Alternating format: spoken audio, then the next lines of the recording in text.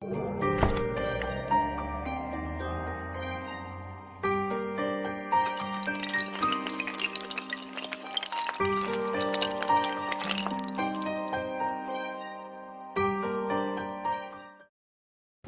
fikih. Beda antara usul fikih dengan fikih itu lain. Kalau fikih itu aplikasi hukumnya, produk hukumnya. Kalau usul fikihnya dasar hukumnya. Bagaimana cara meramu satu hukum sehingga menjadi hukum.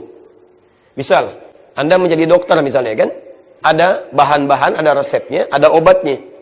Obatnya disebut dengan fikih, tapi ramuannya disebut dengan usul fikih. Bagaimana menjadikan obat itu bisa efektif sesuai dengan kebutuhan, maka Anda mesti belajar usul fikih dulu sebelum membahas masalah fikih. Mustahil Anda bisa menyampaikan masalah hukum kalau Anda tidak belajar yang ini, apalagi tidak tahu masalah hadis. Tayyib, misal dalam kaidah fikih, hadis dan sunnah pun punya pengertian berbeda. Beda lagi. Kalau hadis, segala yang bersumber dari Rasulullah sallallahu alaihi wasallam, segalanya, baik perkataan, perbuatan, sifat, sikap, dan seluruhnya. Dan menjadi sumber hukum bagi kita untuk mengamalkan satu amalan. Hampir sama dengan usul fikih. Jelas? Tayyib. Tapi sunnah, awas hati-hati. Apa bedanya dengan sunnah dalam kaidah fikih? Teruskan. Kalau sampai sini saja, mirip-mirip dengan usul fikih. Teruskan. Tapi, Nabi belum tentu mengerjakannya. Saya ulang. Segala yang bersumber dari Rasulullah sallallahu alaihi wasallam, baik perkataan, perbuatan, sifat, sikap dan segalanya, namun Rasulullah sallallahu alaihi wasallam belum tentu mengerjakannya. Maka dalam kaidah fikih yang demikian disebut dengan hadis. Sunnah, segala yang bersumber dari Nabi sallallahu alaihi wasallam, perkataan, perbuatan, segalanya dan Nabi mengerjakannya. Jadi ada yang disampaikan Nabi tapi beliau sendiri tidak mempraktekannya. Bukan karena nggak bisa mempraktekkan, tapi kondisinya tidak memungkinkan mengerjakan itu. Karena kondisi tertentu. Contoh, antum kalau masuk masjid, sholat apa? Tahiyatul masjid, Masya Allah. Kan? Cek. Ada dalilnya? Halo? Ada hadisnya. Sulaik al-Ghatafani masuk ke dalam masjid, tiba-tiba langsung duduk. Kata Nabi sampaikan, "Idza dakhala ahadakumul masjida, fala yajlis hatta yusalli rak'atain." Kalau di antara kalian ada yang masuk masjid, ingin duduk, jangan langsung duduk, kecuali salat 2 rakaat dulu. Disebut dengan tahiyatul masjid. Tapi Masya Allah, Nabi selama hidupnya tidak pernah tahiyatul masjid. Nabi mengatakan itu. Kamu masuk masjid pengen duduk, salat dulu 2 rakaat. Tapi Nabi selama hidupnya nggak pernah tahiyatul masjid. Selama hidupnya. Karena rumah Nabi di masjid. Di masjid. Ini rumah Nabi di sini yang sekarang jadi raudhah. Karena rumah beliau sudah di sini, makanya ketika adzan berkumandang beliau masih di sini. Ada mihrab Nabi di sini. Ya, kami baru pulang dari Madinah kemarin.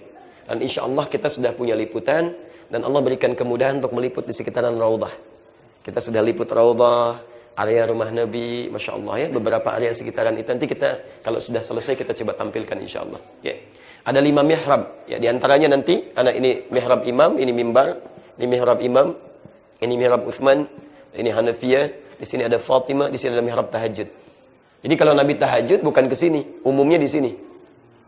Kemudian ketika Bilal adzan, beliau masih sholat sunnah di sini. Baru ketika qamat beliau keluar, ngimami gitu kan. Jadi selama hidupnya tidak pernah tahiyatul masjid karena beliau tinggalnya di mana? Di masjid. Padahal menyampaikan pada umatnya untuk tahiyatul masjid. Itu yang disebut dengan hadis.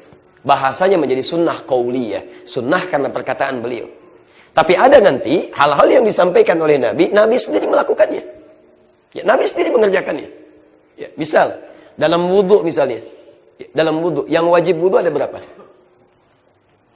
La haula wala quwwata illa billah. Kita sepakati kalau belum tahu ucapkan apa? Nah, yang wajib wudhu ada berapa? Masya Allah, antum selama ini wudhu. Masya Allah alam. Tapi ada 4 betul. Dalilnya Quran surah ke-5 ayat ke-6, posisi paling kiri sebelah atas. Ya ayyuhalladzina amanu idza qumtum ilas shalah faghsilu 1 wujuhakum. Kedua wa aydiyakum ilal marafiq, tangan sampai siku. Ingat bukan siku ke tangan, tangan sampai siku. Jadi bukan kerannya dibuka begini misalnya. Itu keliru. Ambil airnya, turunkan dari tangan ke siku, balikin lagi. Wamsahu biru'usikum 3 dan usap kepala kalian, bukan rambut, awas. Teman-teman hati-hati biker. Ya, bukan rambutnya. Antum buka begini, gitu kan. Itu keliru ya. Jadi kepalanya itu keadilan Allah di situ ya. Kalau disebutkan rambutnya yang enggak punya rambut kan repot di situ ya. Jadi kepala, ru'us jamak dari ra'sun. Yang keempat wa arjulakum ilal ka'bain. Ya, kaki sampai dengan kedua mata kakinya. 4 yang pokok. Yang lainnya itu sunnah. Kumur-kumur sunnah. Kemudian menghirup istinsyak sunnah. Kemudian telinga itu sunnah. Itu kan? Janggut mengelai yang punya janggut itu sunnah. Dan Nabi mengerjakan itu. Itu yang disebut dengan sunnah. Nanti kita akan bersentuhan dengan ini saat membahas dalam kajian fikih ikhtilaf. Kalau Anda nggak belajar tentang ini, nanti akan repot.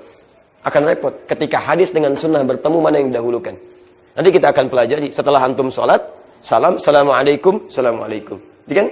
Di situ ada 2 bertemu. Antara sunnah dengan hadis. Antara salaman dengan zikir. Mana yang didahulukan? Nggak usah dijawab dulu ya, jangan ngarang. Nanti kita lihat dalam pembahasannya insya Allah. Paham sampai sini dulu?